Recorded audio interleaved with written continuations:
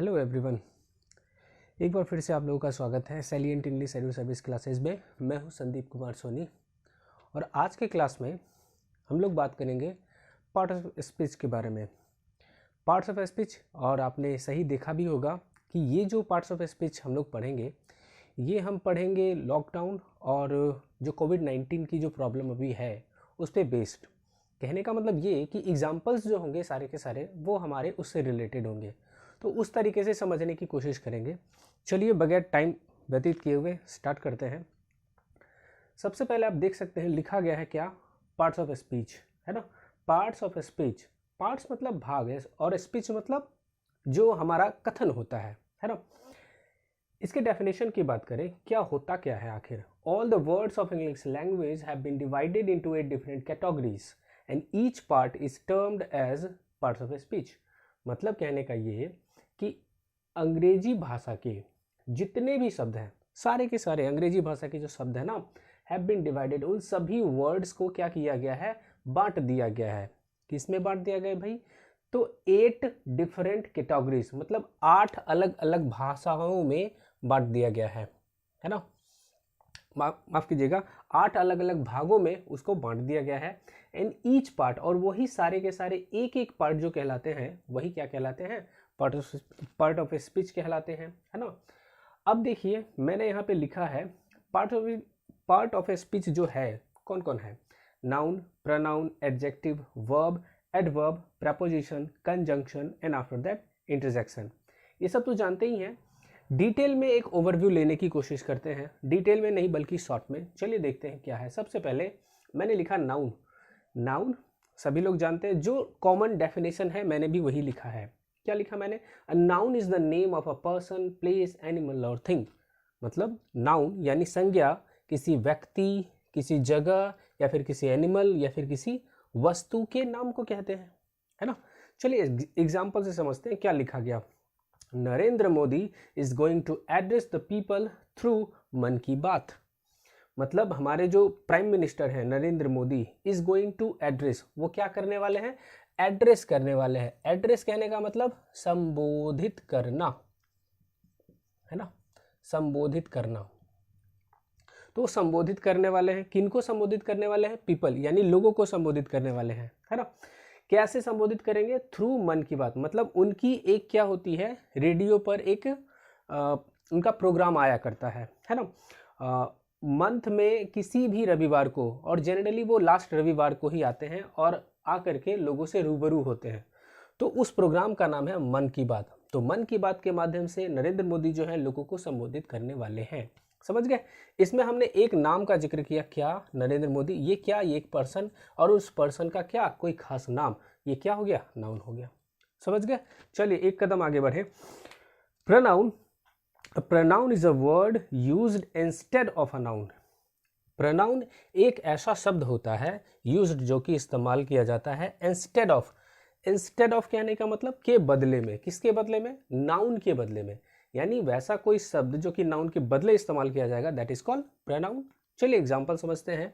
Irfan Khan died, he was a cross over star. Irfan Khan मतलब बॉलीवुड के जो एक एक्टर थे, जो बहुत अच्छे एक्टर थे, उनकी डेथ हो गई, वो मर गए। इरफान खान डाइड मतलब इरफान खान मर गए। ही वॉज, वह थे, वह ये किनके लिए आया, इरफान खान के लिए आया। ठीक है, वह थे, क्या थे, a cross over star. Cross over star थे। क्रॉस ओवर क्या था, वर्ड हमने एक आर्टिकल डिस्कस किया था द हिंदू का, कि मतलब द हिंदू ने इरफान खान और ऋषि कपूर जी के बारे में क्या लिखा, ये वर्ड वहीं से लिया गया है। क्रॉस ओवर कहने का मतलब होता है कि वैसी कोई शैली, जैसे कि सपोज कीजिए कि कोई व्यक्ति, कहने का मतलब पेंटिंग बनाने में बहुत ज़्यादा एक्सपर्ट है ना, लेकिन यही है कि वो गीत अच्छा नहीं गा पाता है ना। पेंटिंग बनाने में एक्सपर्ट है, गीत अच्छा नहीं गा पाता है, लेकिन उसने क्या किया, धीरे धीरे करके उस चीज़ में भी महारतता हासिल कर ली, तो वो क्या कहलाएगा, वही उसका कहलाएगा क्रॉस ओवर। तो इरफान खान जो थे वो एक क्रॉस ओवर स्टार थे, है ना, एक शैली से दूसरे शैली में तुरंत परिवर्तन करने वाले कलाकार थे, है ना। तो ये वर्ड आया किसके बदले, इनके बदले। ये तो एक नाम हुआ ना, जैसे ही नाम हुआ क्या हो गया, नाउन हो गया, और ये शब्द इसके बदले ही तो आया, ये क्या हो जाएगा, प्रोनाउन हो जाएगा। समझ गए। चलिए एक कदम आगे बढ़े। एडजेक्टिव, एडजेक्टिव क्या है? An adjective is a word which tells more about a noun और प्रोनाउन। कहने का मतलब ये कि एडजेक्टिव, जिसको विशेषण कहते हैं, ये क्या करता है? टेल्स मोर, और बताता है, और कुछ बताता है। किसके बारे में बताता है? किसी नाउन या फिर किसी प्रोनाउन के बारे में। किसी नाउन या प्रोनाउन के बारे में वो वैसा कोई भी शब्द जो कि कुछ और बताने की कोशिश करता है, that is called an adjective. चलिए एग्जांपल से समझते हैं। The army personnel died a glorious death. Army personnel कहने का मतलब कोई आर्मी में ज्वाइन किए हुए कोई व्यक्ति थे, कोई एक सोल्जर थे और उनकी डेथ हो गई, मतलब वो मर गए। और वो कैसे मरे? एक ग्लोरियस डेथ मरे, मतलब एक बहुत ही अच्छी खासी मृत्यु मरे। अब ये कहिएगा कि सर मृत्यु भी अच्छी खासी होती है? बिल्कुल होती है। मान के चलिए आतंकवादी से लड़ाई हो रही थी और उसमें आतंकवादी ने इनको गोली मार दी। इससे पहले वो 4 आतंकवादियों को मार चुके थे, तो मरे ना, मरे लेकिन बहादुरी पूर्वक मरे। तो मृत्यु ये नाउन है, और नाउन से जो वर्ड पहले आया एडजेक्टिव है। जनरली नाउन से पहले जो वर्ड आने वाले होते हैं एडजेक्टिव होते हैं। डेथ कैसी? ग्लोरियस डेथ, एडजेक्टिव हो गया। इस डेथ के बारे में कुछ और बता रहा है ये, है ना। चलिए एक कदम आगे बढ़े। वर्ब क्या है? A verb shows an action, position और स्टेट ऑफ अ नाउन और प्रोनाउन। वर्ब क्या करता है? शोज, ये दिखाता है, एन एक्शन, किसी कार्य को दिखाता है, पोजीशन, किसी अधिकार को दिखाता है, और या फिर स्टेट, किसी की अवस्था को दिखाता है। मतलब किसी एक्शन, किसी काम, किसी अधिकार, माफ कीजिएगा, हाँ सही है, किसी काम, किसी अधिकार या फिर किसी की अवस्था को बताता है। और वो काम, अधिकार या फिर अवस्था किसकी? किसी नाउन या फिर प्रोनाउन की। तो किसी नाउन या प्रोनाउन की एक्शन, पोजीशन, स्टेट बताने का जो वर्ड काम करता है, दैट इज कॉल्ड वर्ब। ठीक है, देखिए क्या लिखा मैंने example. Our corona warriors have done a great job. हमारे जो कोरोना वॉरियर्स हैं, है ना, कोरोना ये एक वायरस है और इससे जो लड़ने वाले हैं वॉरियर्स, योद्धा। हमने कोरोना के ऊपर जो है एक बहुत ही लगभग 20 के आसपास हमने वर्ड्स का भी डिस्कशन किया है, जो अभी बहुत ज़्यादा पॉपुलर है लॉकडाउन से रिलेटेड और कोविड-19 से रिलेटेड। मैं गुजारिश करूँगा कि आप लोग वो वीडियो भी देखें, वहाँ पे मैंने बहुत सारे वर्ड्स का जिक्र किया है। तो वॉरियर्स मतलब योद्धा हिंदी में कहा जाता है। तो our corona warriors have done a great job. हमारे कोरोना वॉरियर्स ने बहुत ही अच्छा काम किया है ना। कुछ तो किया, और डन मतलब करना, ये क्या दिखाया? एक्शन दिखाया, दैट इज कॉल्ड वर्ब। समझ गए? चलिए और आगे बढ़े। अब लिखा इधर मैंने एडवर्ब। एडवर्ब क्या? An adverb modifies the meaning of a verb, an adjective और अनदर एडवर्ब और समटाइम्स द होल सेंटेंस। कहने का मतलब ये कि एडवर्ब जो होता है वो क्या करता है? मॉडिफाई करता है। मॉडिफाई मीन्स थोड़ा सा परिवर्तन करता है। थोड़ा सा परिवर्तन करता है किसमें भाई? तो मीनिंग, अर्थ में परिवर्तन करता है। किसके अर्थ में भाई? तो किसी वर्ब के अर्थ में, किसी एडजेक्टिव के अर्थ में, या फिर किसी दूसरे एडवर्ब के अर्थ में, या फिर कभी कभी ये क्या करता है? पूरे के पूरे सेंटेंस को ही मॉडिफाई कर देता है। तो किसी वर्ब, किसी एडजेक्टिव, किसी दूसरे एडवर्ब, या फिर जो पूरे सेंटेंस को मॉडिफाई करने का काम करता है, that word is called what? Adverb, है ना। चलिए एग्जांपल देखिए। Today the Indian army has saluted much patience of corona warriors. मतलब आज द इंडियन आर्मी, भारतीय आर्मी ने क्या किया है? इंडियन आर्मी ने क्या किया? सैल्यूट किया है ना। उनका बहुत ही जज्बे, उनके जज्बे को सलाम किया। किनके जज्बे को? तो कोरोना वॉरियर्स के जज्बे को, जब जिसमें कि उन्होंने बहुत सारा पेशेंट दिखाया है। पेशेंट कहने का मतलब धैर्य, ठीक है। और धैर्य इन्होंने कितना दिखाया? बहुत। धैर्य क्या हो गया? ये एडजेक्टिव। और एडजेक्टिव ये वर्ड क्या कर रहा है? धैर्य एडजेक्टिव है। कितना धैर्य? बहुत ज्यादा धैर्य। तो इस वर्ड में थोड़ा सा परिवर्तन कर रहा है, ये मच क्या हो जाएगा? एडवर्ब हो जाएगा। तो इस सेंटेंस का मतलब कहने का क्या कि आज इंडियन आर्मी ने कोरोना वॉरियर्स के बहुत सारे धैर्य को उन्होंने सलाम किया है ना। और आज ऐसा किया भी गया है। चलिए आगे बढ़े। Preposition. A preposition is a word placed before a noun to show its relation to some other words. Preposition की अगर हम बात करें, प्री और पोजिशन से बना। प्री मतलब पहले, पोजिशन मतलब स्थान। किसी नाउन के पहले आकर के क्या करेगा? वो स्थान लेगा, है ना। किसी नाउन से पहले आकर के वो स्थान लेगा, और उस नाउन या प्रोनाउन, उस नाउन को क्या करेगा कि दूसरे जो वाक्य के अदर वर्ड्स हैं उससे वो कनेक्शन एस्टेब्लिश करेगा, है ना, संबंध दर्शाएगा। चलिए देखते हैं क्या है।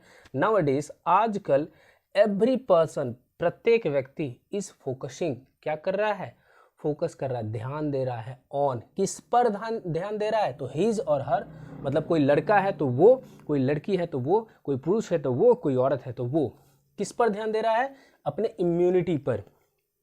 फिर से वही बात, उस वर्ड में हमने कोरोना वॉरियर्स, कोरोना से रिलेटेड जितने भी वर्ड्स हैं वहाँ पे मैंने इम्यूनिटी का भी जिक्र किया है।